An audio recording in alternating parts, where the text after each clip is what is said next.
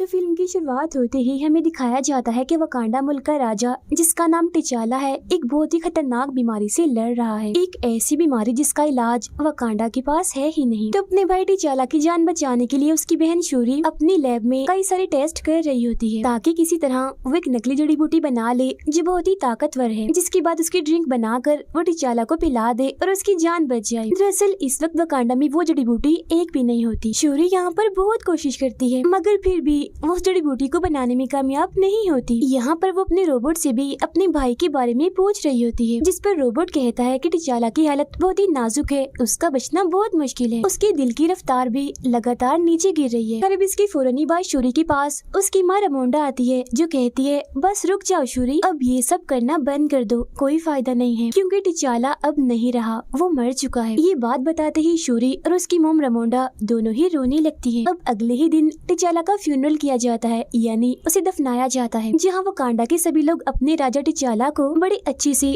आखिरी good bye करते। अब ऐसे ही करते करते एक साल गुजर जाता है, जहाँ वकांडा ने ये वक्त अपने किसी भी राजा या रानी के बगैर गुजार दिया था। मगर अब एक साल गुजर जाने के बाद वकांडा ने रमोंडा को ही अपनी रानी बना लिया होता है, ताकि वो अपने बेटे टिचाला की जगह लेकर वकांडा को संभाल सके। इसके बाद हमें समंदर में एक बड़े से शिप को दिखाया जाता है, जो शिप दरअसल वकांडा की एक लैब की तरह ही थी, जहाँ कुछ साइंटिस्ट एक खतरनाक मेटल पर रिसर्च कर रहे होते हैं। मगर तभी कुछ सिपाही आकर यहाँ हमला कर देते हैं और चारों तरफ से शिप में घुसने की कोशिश करते हैं। ये लोग दरअसल यहाँ उसी मेटल को चोरी करने के लिए आए थे, मगर तभी इधर वकांडा के सिपाही भी आ जाते हैं और उन चोर सिपाहियों पर हमला कर देते हैं। वो इन्हें काफी मारने के बाद बंदी बना लेते हैं और अपने पास कैद कर लेते हैं। इसके बाद हम देखते हैं कि दुनिया के सभी मुल्कों की एक काफी बड़ी मीटिंग रखी जाती है, जिसमें वकांडा की रानी रमोंडा को भी बुलाया जाता है। यहाँ दुनिया के सभी मुल्कों के लीडर्स रमोंडा से कहते हैं कि आपका मुल्क वकांडा दुनिया की सबसे खतरनाक मेटल की हिफाजत नहीं कर सकता, क्योंकि उसकी हिफाजत करना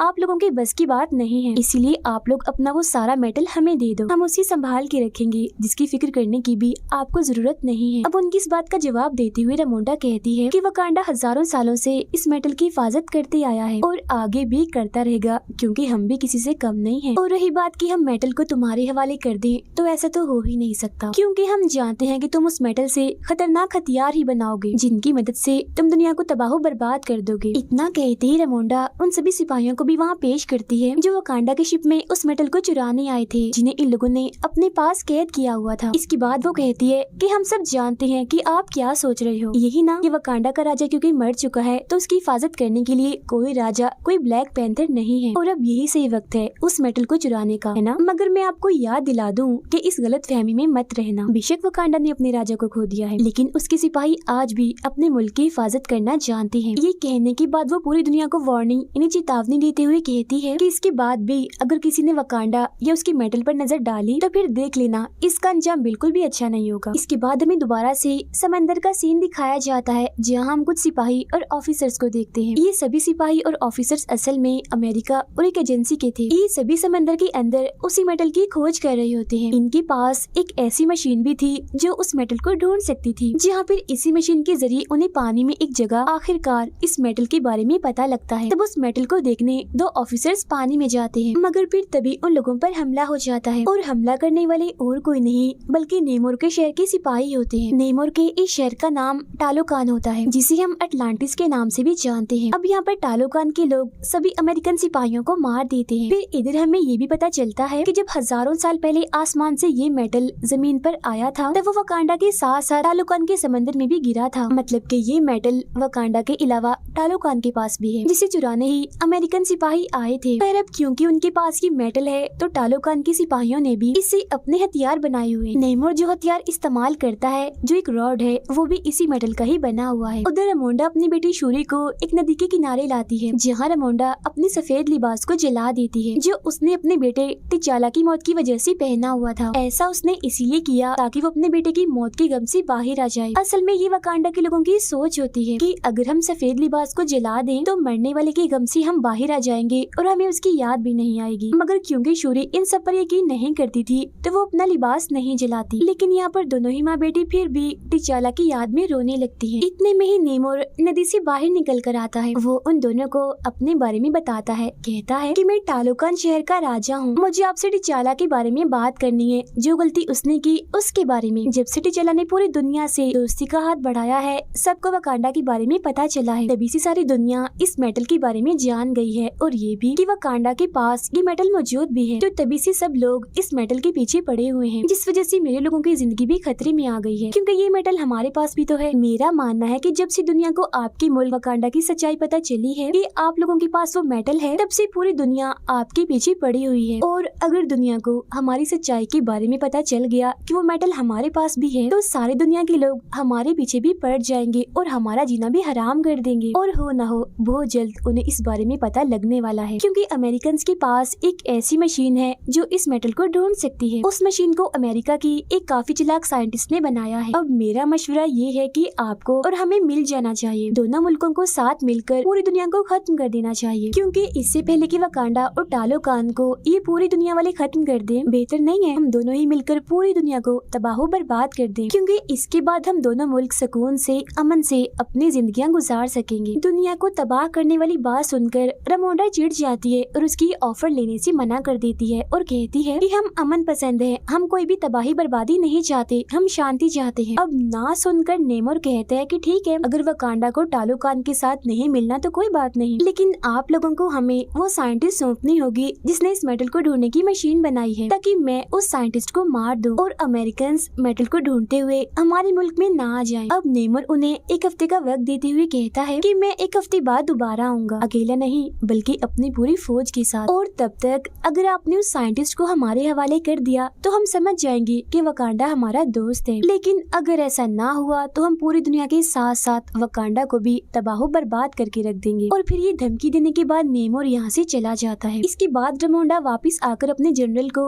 ये काम देती है कि वो उस साइंटिस्ट को कैसे भी करके पकड़ कर लाए जिस साइंटिस्ट ने मेटल ढूंढने वाली मशीन बनाई है। तब यहाँ जनरल कहती है कि मैं आपकी बेटी शूरी को भी अपने साथ लेकर जाना चाहती हूँ। जहाँ पहले तो रमोंडा इसके लिए मना कर देती है, मगर बाद में शूरी को ले जाने के लिए मान जाती है। जिसके बाद शूरी और जनरल अमेरिका पहुँच जाती है और कैसे भी करके उस साइंटिस्ट को ढूंढ ही लेती है। यहाँ उन्हें हैरान करने वाली बात ये पता चलती है कि वो साइंटिस्ट सिर्फ 19 साल की एक कॉलेज जाने वाली लड़की है जिसका नाम आयरन हार्ट है। उसे खोजते ही वो दोनों उसे अपने साथ ले जाने लगती हैं, मगर तभी उन्हें पता चलता है कि अमेरिका और एजेंसी के लोग कब से उनके पीछे पड़े हुए हैं और उन्होंने हमेशा से ही शूरी और आयरन हार्ट पर नजर रखी हुई थी। वो लोग अब इन तीनों को सरेंडर करने का बोलते हैं, इन्हें खुद को उनके हवाले करने का, मगर तभी वो साइंटिस्ट यानी आयरन हार्ट अपने असली रूप में आ जाती है, मतलब अपना सूट पहनकर वहाँ से उठ जाती है। जिसके बाद शूरी और जनरल भी उसकी गाड़ी और बाइक लेकर वहाँ से निकल जाती है। अब यहाँ तो किसी तरह वो एजेंसी से बच जाते हैं, मगर आगे जाते हैं टालोकान के सिपाही उन पर हमला कर देते हैं, क्योंकि इन सिपाहियों को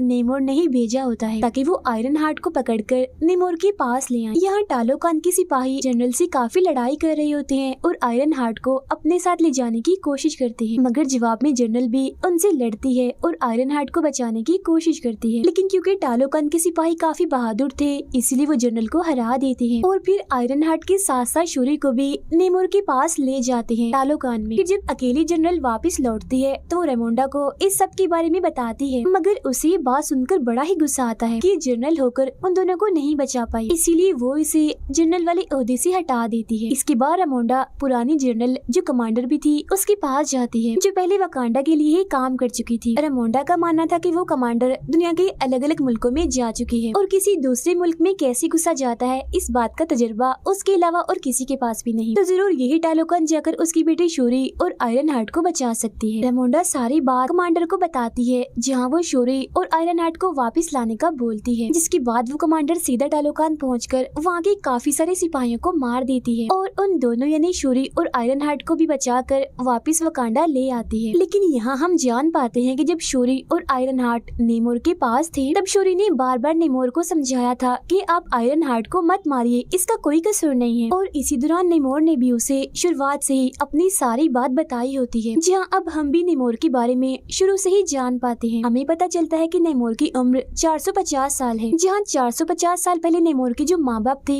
वो इंसान ही थे, लेकिन फिर नेमोर की माँ बाप समेत उसके गाँव के सभी लोग बीमारी और गरीबी की वजह से मारे जा रहे थे। जहाँ ये सब लोग मिलकर अपने गॉड से दुआ करते हैं, तब गॉड इनके सपने में आकर सभी को एक फूल के बारे में बताते हैं जो बिल्कुल उस कीमती ताकतवर जड़ी बूटी जैसा था, वही जड़ी बूटी जिसे शूरी भी अपने लैब में बनाने की कोशिश कर रही थी। फूल के बारे में पता लगने के बाद नेमोर के माँ बाप और गाँव के सभी लोग पानी में जाकर जाकर उस फूल को हासिल कर लेते हैं और उसका रस निकाल कर पी जाते हैं। मगर उसे पीते ही इनका जिस्म और दिमाग एकदम बदल जाता है। पूरे जिस्म का रंग ही नीला पड़ गया था। इंसान तो ये कहीं से भी नहीं लग रहे थे, मगर ऐसा होते ही इनकी ताकतें काफी हद तक बढ़ जाती हैं। लेकिन एक दिक्कत थी, ये लोग ऐसे बनने के बाद जमीन पर नहीं रह सकते थे। तब जिंदा रहने के लिए ये लोग पानी में जाते हैं, क्योंकि अब ये सिर्फ वही रह सकते। ये वो वक्त था जब नेमोर पैदा होने वाला था, जहाँ कुछ वक्त के बाद वो पैदा हो ही जाता है। और क्योंकि नेमोर की मोम ने भी इस फूल को इस्तेमाल किया था, इसीलिए सारी ताकतें नेमोर को भी मिली थी। मगर हैरत थी कि वो पानी के साथ साथ बाहर जमीन पर भी जिंदा रह सकता था। इसके अलावा उसके पैरों में पंख भी थे और कान भी नुकीले थे। लेकिन कुछ वक्त के बाद जब वो बड़ा हो रहा होता है तो उसकी मोम की मौत का वक्त करीब आ गया होता है। मरने से पहले उसकी मोम की बस यही आखिरी ख्वाहिश थी कि मैं अपनी पहले की दुनिया इन्हीं जमीन को देखना चाहती हूँ, और अगर ना देख पाऊँ तो मुझे मेरे गाँव में ही दफनाया जाए। अब अपनी मोम की आखिरी ख्वाहिश को पूरा करने के लिए नेमोर उनकी लाश को उनके गाँव में ले जाता है। मगर यहाँ आकर वो देखता है कि गाँव के लोगों पर बाहर के लोग जुल्म कर रहे हैं, जो नेमोर पर भी गोली चलाते हैं। अब उसे तो इस हमले से कुछ भी नहीं होता, मगर उन सभी लोगों को मारकर वो इस पूरी जगह को जला देता है। और बस इसी दिन के बाद से ही नेमोर पानी के बाहर यानी जमीन पर रहने वाले लोगों से नफरत करने लगता है। अपनी सारी कहानी बताने के बाद उसने शूरी को एक ब्रेसलेट भी दिया था, जो टालोकान की ताकतवर जड़ी बूटियों से बना था। मगर जब उसे ये पता चलता है कि कमांडर शूरी और आयरन हार्ट को यहाँ से ले गई है और उसने इसके कुछ लोगों को भी मार दिया है, तो ये जान उसे वकांडा पर बहुत गुस्सा आता है और अब वो जाकर सीधा वकांडा पर हमला ही कर देता है। वो यहाँ के एक पूरे शहर को बर्बाद कर देता है, जिसमें जाहिर है वकांडा के बहुत से लोग मारे जाते हैं, लेकिन साथ ही साथ रानी रेमोंडा भी मारी जाती है। लेकिन मरते मरते वो रेमोंडा से कहता है कि ये हमला तो बस एक हल्की सी झलक है, मैं कुछ वक्त के बाद अपनी पूरी आर्मी के साथ आऊंगा और पूरे ही वकांडा को तहस नहस करके रख दूंगा। इतना कहते ही वो अपनी आर्मी के साथ वहाँ से चला जाता है। इसके बाद जैसे ही बात शूरी को पता चलती है कि मेरी मॉम की मौत हो गई है, तो वो बहुत ही दुखी हो जाती है। मगर नेमोर को रोकने और उससे बदला लेने के लिए वो जड़ी बूटी पर दोबारा से काम करने लगती है। वो उस ब्रेसलेट जो उसे नेमोर ने दिया था उसमें से जड़ी बूटियों को निकाल कर उन पर ही टेस्ट करने लगती है, जहाँ बहुत जल्द वो ये जान पाती है कि ये भी कोई आम जड़ी बूटियाँ नहीं है, बल्कि इनमें भी ताकतवर जड़ी बूटी वाली सारी ताकत है। ये जानते ही वो इन सारी जड़ी बूटियों को अपनी भाई टिचाला के डीएनए से मिला देती है, जिसके बाद आखिरकार यहाँ वो नकली जड़ी बूटी बना ही लेती है। और जैसे वो इसका रस पीती है तो ये सोचती है कि मुझे मेरे मॉम डैड नजर आएंगे, मगर उसे वो नहीं बल्कि खतरनाक सिपाही दिखता है, जो शूरी को कहता है कि तुम अपनी भाई टिचाला की तरह रहम दिल और बहादुर नहीं हो, तुम बिल्कुल मेरे जैसी हो, गुस्से वाली, बदला लेने वाली। तुम्हें सिर्फ बदला चाहिए, तुम अपने भाई की जगह कभी भी नहीं ले सकती। ये सुनते ही शूरी चिढ़ जाती है और उस ताकतवर जड़ी बूटियों की वजह से तो उसे पहले ही ताकतें मिल गई थी, जिनका इस्तेमाल करके वो ब्लैक पैंथर सूट पहनकर बन जाती है नई ब्लैक पैंथर। इसके साथ यहाँ लैब में आयरन हार्ट भी अपने लिए एक मजबूत सूट बना लेती है, जो काफी मॉडर्न था। उन दोनों ने तो ये बात पहले ही पता लगवा ली थी कि नेमोर की कमजोरी हीट है, गर्मी है, इसीलिए अगर उसे हीट में रखा जाए या पानी से दूर कहीं बाहर रखा जाए तो वो कमजोर पड़ सकता है। इस सारी तैयारी के साथ वो अपनी आर्मी को लेती है और सीधा जाकर नेमोर के शहर टालोकान पर हमला कर देती है, जिसके बाद यहाँ वकांडा और टालोकान के बीच काफी जबरदस्त किस्म की लड़ाई छिड़ जाती है। यहाँ शूरी अपने ब्लैक पैंथर वाले सूट में आकर नेमोर को अपनी एक काफी बड़ी शिप में ले आती है, जिसके अंदर उसने बड़े बड़े हीटर्स लगाए हुए थे, जिनसे बहुत सारी गर्मी और सेक निकल रही होती है। अब इतनी गर्मी से नेमोर कमजोर तो पड़ता है, मगर क्योंकि उसके हाथ में उसका हथियार था, यानी वो रॉड जो खतरनाक मेटल से बना था, उसकी मदद से वो उस पूरी शिप को ही तबाह कर देता है, जिसके बाद अब वो शिप नीचे गिरने वाली होती है। मगर शूरी यहाँ अपनी ताकत लगाकर कैसे भी करके शिप को उड़ाकर एक रेगिस्तान में ले जाती है, ताकि वो नेमोर को पानी से दूर रख सके, उसे कमजोर करने के लिए। अब रेगिस्तान में आकर नेमोर और शूरी के बीच काफी खतरनाक लड़ाई छिड़ जाती है, जिसमें नेमोर अपने रॉड को शूरी के पेट के आर पार कर देता है, जिससे वो काफी कमजोर हो जाती है। ऐसा करने के बाद वो पानी की तरफ वापस जाने लगता है, ताकि उसे दोबारा से ताकत मिल सके। मगर पानी तक जाने से पहले ही शूरी अपने टूटे हुए शिप को तबाह कर देती है, यानी उसे उड़ा देती है, जिससे निकलने वाली आग से इतनी गर्मी पैदा हो जाती है कि नेमोर कमजोर होने लगता है। जिसके बाद वो उसी के हथियार से नेमोर पर हमला कर देती है और कहती है कि या तो तुम इस जंग में हार मान जाओ या मैं तुम्हारी जान ले लूंगी। अब यहाँ तुम्हारे लिए हार मानना ही बेहतर है, क्योंकि अगर तुमने जंग ना रोकी तो बाकियों के साथ साथ तुम्हारे लोग भी मारे जाएंगे। वो शूरी की ये बात मान जाता है, इसीलिए उसके सामने हार मान जाता है। वो दोनों अब एक साथ मिल जाते हैं और अपने लोगों के पास आकर जंग को खत्म कर देते हैं, जिसके बाद अब ये दोनों एक दूसरे के दोस्त बन जाते। सब कुछ बिल्कुल ठीक हो गया था, दोनों मुल्कों के लोग बहुत खुश रहने लगे थे। लेकिन यहाँ हम जान पाते हैं कि वकांडा का ये असूल है कि किसी भी इंसान को राजा या रानी बनने से पहले खुद को साबित साबित करना होता है। उसे अपने मुल्क में होने वाली तलवारबाजी और लड़ाई में जीतकर ये साबित करना होता है कि मैं सबसे बहादुर हूँ, मैं ताकतवर भी हूँ और राजा बनने के काबिल भी। लेकिन हाँ, ये सब उसे बगैर किसी भी ताकत जैसे उस जड़ी बूटी का इस्तेमाल किए बगैर करना है। अब क्योंकि शूरी ही नई रानी बनेगी, इसलिए उसने भी खुद को साबित करना था ये लड़ाई जीतकर। मगर तभी दिखाया जाता है कि शूरी यहाँ नहीं है, वो इधर से गायब है और यहाँ एक ताकतवर और खतरनाक सिपाही था जो लड़ रहा था। इसका मतलब ये था कि अब यही सिपाही वकांडा का नया राजा होगा। अब हम शूरी को देखते हैं जो यहाँ से सीधा गई होती है कमांडर के पास, जहाँ उसने अपना सफेद सोग वाला लिबास जला दिया होता है ताकि वो अपने भाई और माँ के गम से बाहर आ सके, क्योंकि अब उसे भी ऐसी बातों पर यकीन होने लगता है। यही वो कमांडर शूरी को अपने बेटे से मिलवाती है और बताती है कि मैंने और तुम्हारे भाई टिचाला ने छुपकर शादी कर ली थी और ये बच्चा मेरा और टिचाला का है, यानी तुम्हारे भाई का। इस बात का सिर्फ रमोंडा को ही पता था, जिसके बाद आज तुम्हें भी पता चल गया। यहाँ वो बच्चा शूरी को अपना नाम बताता है, जिसके साथ ही ये कहानी यहीं पर खत्म हो जाती है।